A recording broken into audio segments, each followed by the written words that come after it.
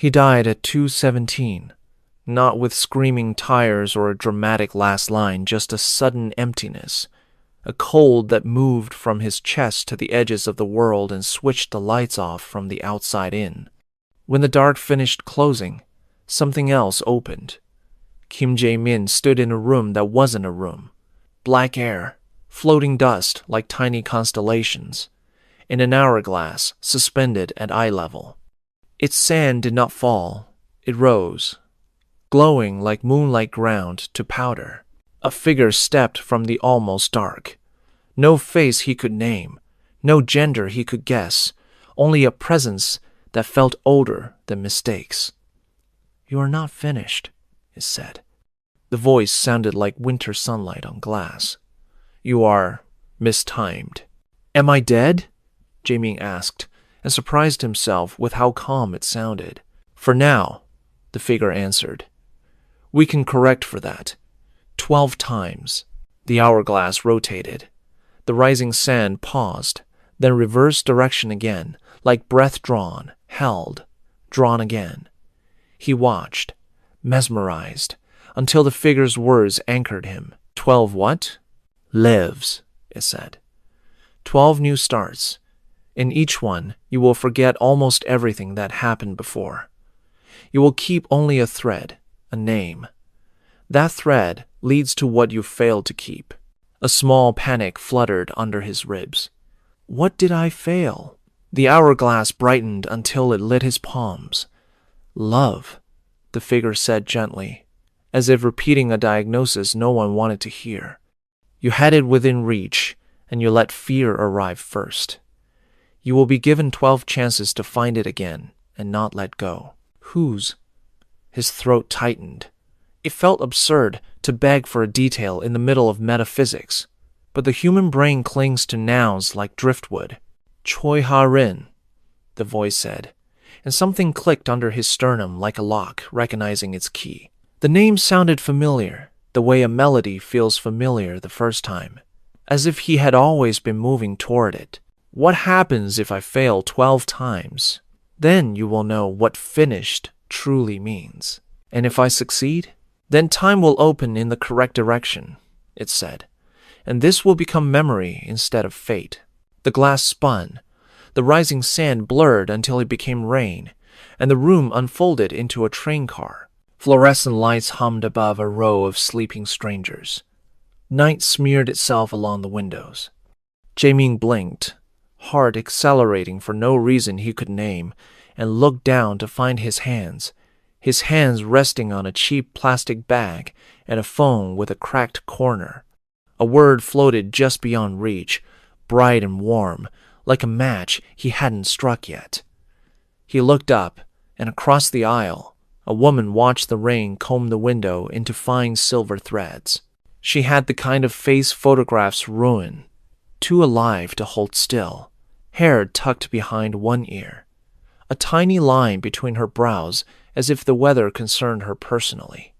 She wasn't dramatic or impossible or unreal. She was the feeling you get when you turn a page and realize the sentence underneath is the one you've been waiting for. The word struck. Ha-rin. He didn't know why it mattered. He only knew the name fit her the way gravity fits the ocean. A train announcement chattered in polite consonants. The car slowed, the floor trembled, and he sprinted through the 1,000 excuses a mind produces at the exact speed of regret. What will you say? What if you're wrong? What if she looks through you the way stars look through glass? He stood one heartbeat late. The doors sighed shut with bureaucratic mercy. On the other side of the glass, she glanced up, surprised not at him, maybe not even at the moment, just surprised the way people are when a tiny coincidence turns out to be a sign. Then the train moved. He sat, airless, holding nothing but a name and the after-image of a face reflected in rain. Reset life 2. The next beginning smelled like warm milk and winter coats. He looked down at an apron tied badly around his waist, a pen in his pocket, the tremble of a steaming wand. A bell above the cafe door chimed, and the city rushed in dressed as people. She was among them. Not staged or miraculous. Just a woman with wet hair and cold fingers, ordering warmth in a paper cup. "Name?" he asked. Voice low to protect whatever this was. "Ha-rin," she said, and the universe obligingly underlined a word with a scratch of his marker. He wrote it carefully on the sleeve as if each letter might detonate a life. He slid the cup across. Their fingers nearly touched. The air between their hands remembered every time it had been air between two hands that had almost met. He could have said anything then. The mind keeps a drawer of small, decent nothings for such emergencies. Cold, isn't it? I like your scarf. Come back if you need to warm up. He said none of them. The bell chimed again.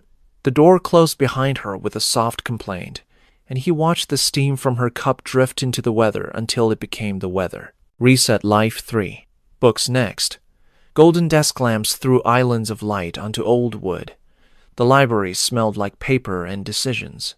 He reached for a weathered spine just as she did, and for the first time he heard her laugh small, surprised, somewhere between apology and delight. "Please," he said, offering. "We can share," she said, and the plural felt correct in his bones. They sat across from each other and pretended to read. Or maybe they did read, and the sentences were simply less interesting than the way she underlined quietly, the way he held a page just a second longer to match her rhythm, the way the air changed texture when two people decide to be less alone. He looked up once and found her looking back. No meaning imposed itself. Meaning does not rush. But a bridge grew a plank. At the exact second the clock over the circulation desk chimed the hour, the overhead lights flickered. It was subtle enough to pass for coincidence. When the glow steadied, the chair across from him was empty, and the book was warm where her hands had been. He touched the margin where she had underlined a line about timing. He smiled without meaning to. He told himself, "Next time, say it. Next time." Between lives, the city didn't notice. It rained when it wanted to, which was often. Jae-min began to understand the rules not as punishments, but as physics. He would wake into a different life, with just enough déjà vu to recognize a door when it opened. He could not carry facts across the border, no addresses, no phone numbers, no schedules. He could carry only a temperature, a taste, a name. Choi Ha-rin. On the evening that mattered, the sky came down in sheets. Asphalt shone like spilled mercury. People hunched under umbrellas that clicked open like black flowers. Jae-min stood at a crosswalk with a cheap plastic handle in his palm, and a promise he had not thought of as a promise until he heard himself think it. Not this time. Reset Life 4. The red numbers blinked. 30. 29. She stepped off the opposite curb, head down, hair damp against her cheek. He didn't think. He stepped into the street. The umbrella bridged the distance before his words did. Rain changed sound where their small circles overlapped. Two storms agreed to share a roof. She looked up. Recognition doesn't always look like shock. Sometimes it looks like relief dressed as surprise. "Thank you," she said, voice soft to avoid bruising the moment. He lowered the handle a little to cover more of her than him. "It's only rain," he said, and discovered the sentence had weight. They crossed together while cars hissed by like irritated snakes. On the far curb, the city tried to reclaim them, tugging politely. He held the umbrella like a flag of truce. "Would you?" He stopped, because every life has a word no one wants to say first. Coffee sounded like a cliché. Tea sounded like pretending. "Walk," he said finally. "Just until the rain forgives us." She smiled, small and real. "I have 10 minutes. Maybe 15 if I lie to my calendar." They moved side by side through the wet neon. He learned that she underlined books because she didn't trust memory, that she preferred tea without sugar because life provided sweetness unpredictably and she liked to leave room for it. She learned that he collected phrases he didn't understand yet because they felt like landmarks on a map he kept misplacing. He told a joke he would not have found funny in any other life.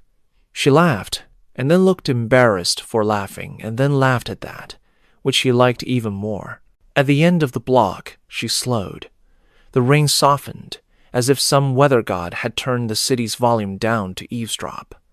The tug in his bones returned, that gentle, relentless pull toward the reset.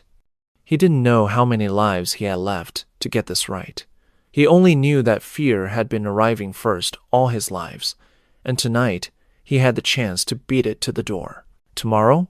he asked, too quickly, and then steadied his voice so it sounded like a real offer and not a prayer. Same hour, same weather. Her eyes held his for a breath long enough to teach him what forever feels like in a small dose. "If the sky cooperates," she said. "It will," he said, and surprised himself with the confidence. She stepped backward into the light, into motion, into everything that wasn't him yet. He watched until she became story distance instead of arm's length. Then he looked at his umbrella, at the droplets sliding down like tiny hourglasses, and at his shaking hand that had finally done something before it was too late. He said her name quietly, just to prove the threat held. Ha-rin, somewhere above the city, an unseen clock agreed to wait. This was still the fourth life, the rain that remembered him, the one where he arrived on time. The crosswalk counted down in red light, and the rain stitched two strangers under one circle of black cloth. Jae-min held the umbrella a little higher so more of it belonged to her. Water ran off the rim like seconds he didn't want to spend. Choi Ha-rin looked up with that small, honest smile people make when the world is briefly better than it had to be. "Thank you," she said, voice soft, as if speaking too loudly might break the roof they were borrowing from the storm. "It's only rain," he answered, and then heard the sentence settle in his chest like it had been looking for a home. They walked. Neon puddles rippled their reflections into lacquered brushstrokes. The city smelled of metal and wet dust and fried batter. Buses exhaled. Shop signs blinked tired eyelids. He learned how she tilted her head when she listened, as if trying to catch the part of his voice that didn't make it into the words. She learned he collected phrases without knowing why, like a traveler pockets smooth stones from every country. "What do you underline in books?" he asked. "Things I'm afraid I'll forget," she said. Underlining isn't about the sentence. It's about the future version of me who needs the map. They found shelter beneath a cafe awning that drummed like a quiet applause. Inside, the glass fogged with other people's weather. He pointed at the window. "We can take the corner if you want to watch it fall. I like watching it stop," she said, and took the seat where the world looked gentler. He sat across from her and realized his hands shook, not with fear this time, but with the effort of arriving on time to his own life. "Tea?" he asked. "No sugar," she said. Life adds it when it wants. They built small things that mattered. Bus routes, loud clocks she hated, a violin warming up he loved more than the finished song. He memorized the shape of her smile at rest. She noticed how his eyes softened when he listened for real. The tug came softly at first, a pressure behind his ribs, a reminder that the hourglass he couldn't see still kept time. He had felt it before in other lives. The reset approaching, the board clearing, the world preparing to fold the moment back into the deck. "I should go," she murmured, checking a phone he would never be allowed to know. "Tomorrow?" he asked, then steadied his voice so it carried promise, not panic. "Same corner, same weather, if the sky cooperates." "If the sky cooperates," she echoed, and stood. The bell over the cafe door made its tiny, faithful sound. Her shape blurred behind the wet glass. The tug tightened, the board cleared. Reset Life 5. He woke in a suit that cost 2 paychecks he didn't remember earning. Glass walls. A view that made every other window in Seoul look like a rumor. "This is our new intern," someone announced. Choi Ha-rin. Ha-rin. Power is a lens. It can distort or clarify. He watched himself choose. Meetings filled the hour where hearts usually beat. He asked her questions no one else thought to ask. In the elevator, 3 floors of privacy felt like a test. "You drink your coffee too fast," she said. "I'm trying to outrun it." "Outrun what?" "The afternoon. I underline my afternoons," she said, "so they don't escape." Late evening, he walked to her desk. He opened his mouth. A fire drill rang. People poured like water. When the alarms cleared, her chair belonged to a stranger's bag. An email chain suggested she had been reassigned the way weather is reassigned from rain to overcast.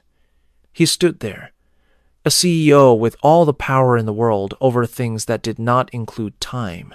Reset Life 6. The next beginning brought a guitar.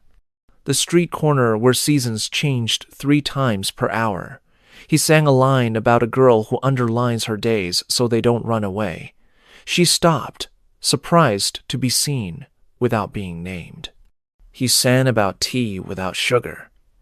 Evening light lowered his shoulders until gold sat warm on both their faces. "Do you take requests?" she asked. "In this life, I take all of them." She requested the song he didn't know yet, about delayed courage and fast clocks. He promised it tomorrow. The tug gathered like a storm front. He played faster as if outrunning a tide. The last chord collapsed into a new beginning.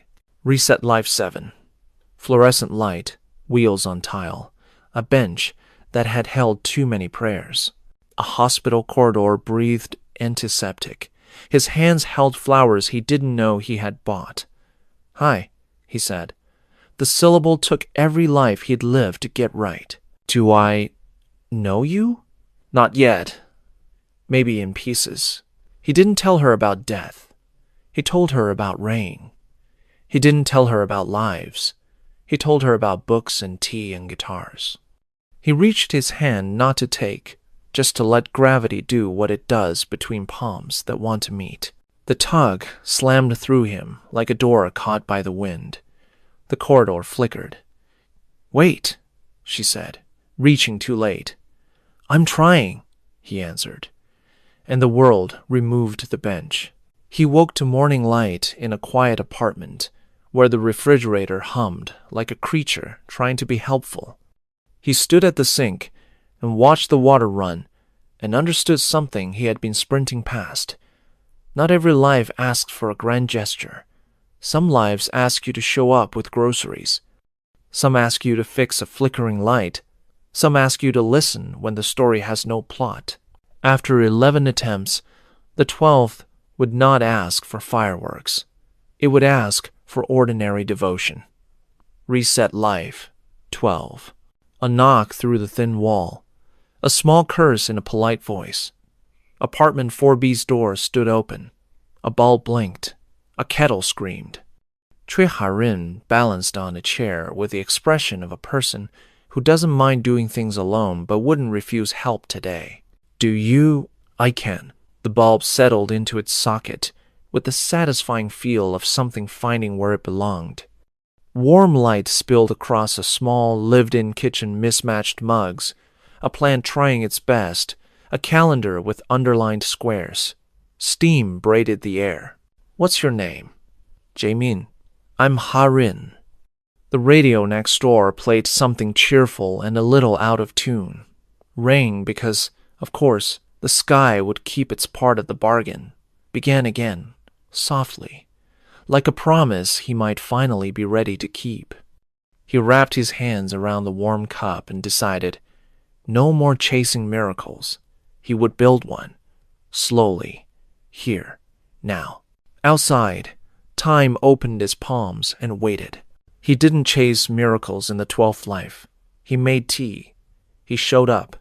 Kim Jae-min changed the bulb, fixed the cabinet hinge, oiled the door that used to complain. He cooked soup because the neighbor's cough traveled through the wall like a message. When he knocked, Choi Ha-rin opened, wrapped in a blanket that tried and failed to be a coat. "You again," she said, smiling with a kind of relief we save for familiar faces. "Do you fix everything?"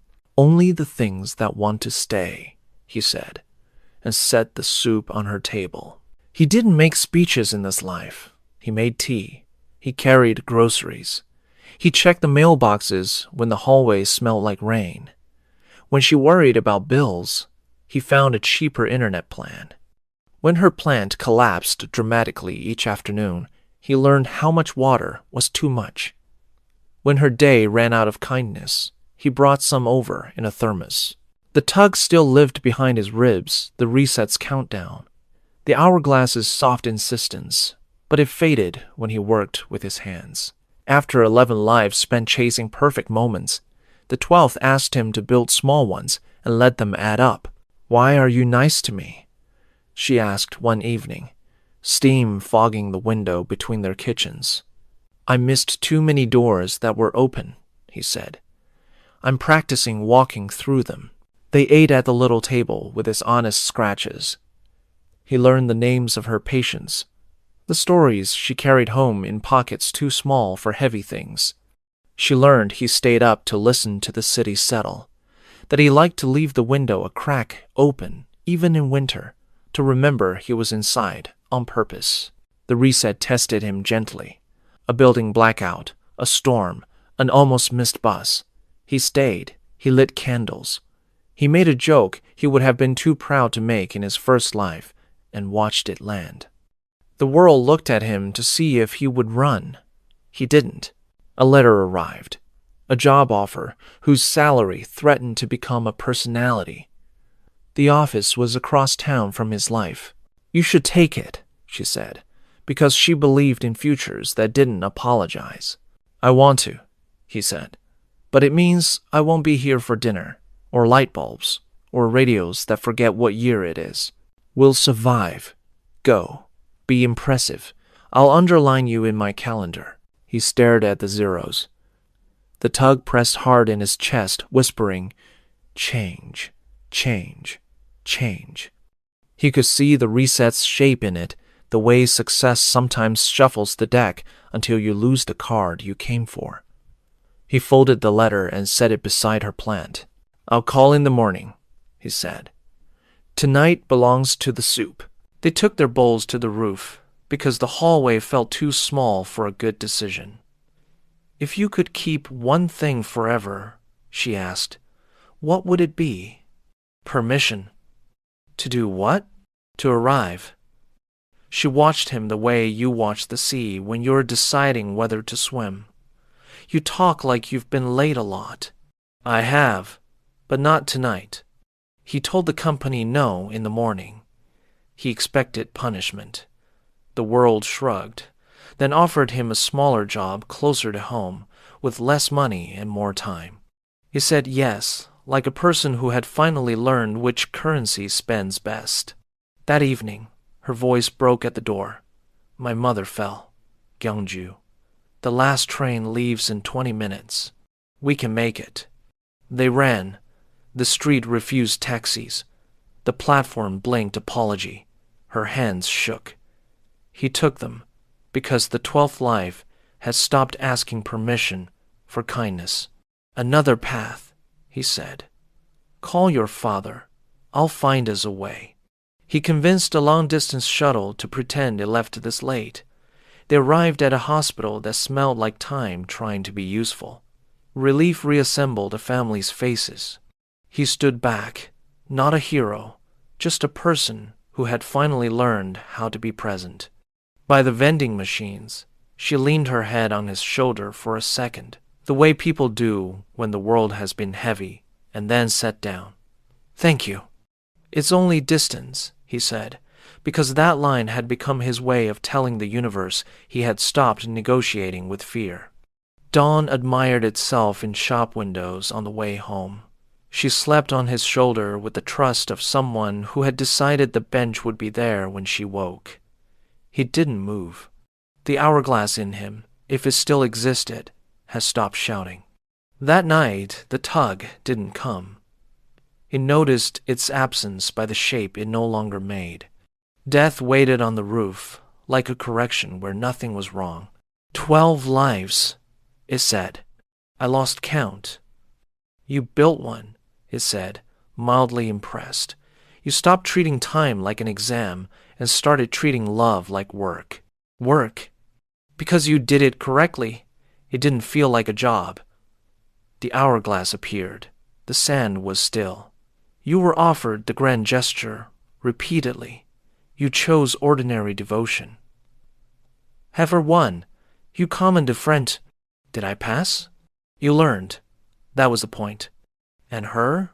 Will she remember any of this? Memory is not the only proof, Death said. But yes, the thread you carried has been woven. Time will open in the correct direction now.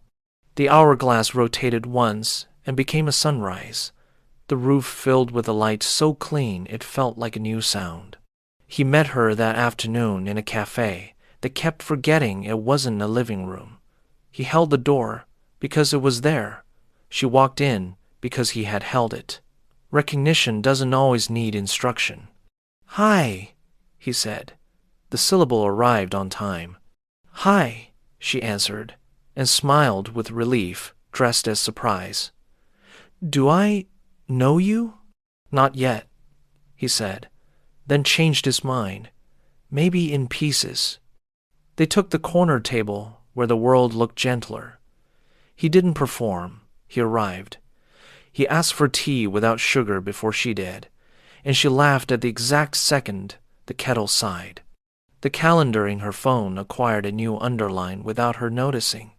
Outside, a light rain began, polite and companionable. Tomorrow? He asked. Same corner, if the sky cooperates. It will, she said, as if she and the weather had an understanding. They walked out into the soft afternoon. He paused, listening for the old pull. Nothing tugged but possibility. He opened the umbrella anyway, because rituals are how we thank the lives that taught us. Under the small roof, their steps matched without trying. She looked up with a question you ask when you've already chosen the answer. Why do I feel like I've known you a long time? Because we took the long way, he said, and we arrived. He said her name to himself once, quietly, just to hear the thread settle into fabric. Ha-rin. It no longer felt like something he might lose. It sounded like home. Somewhere far above, a figure put away an hourglass and let the sand rest. The city exhaled. The rain kept its promise, and time, newly corrected, moved forward like a hand reaching for another hand and finding it already there.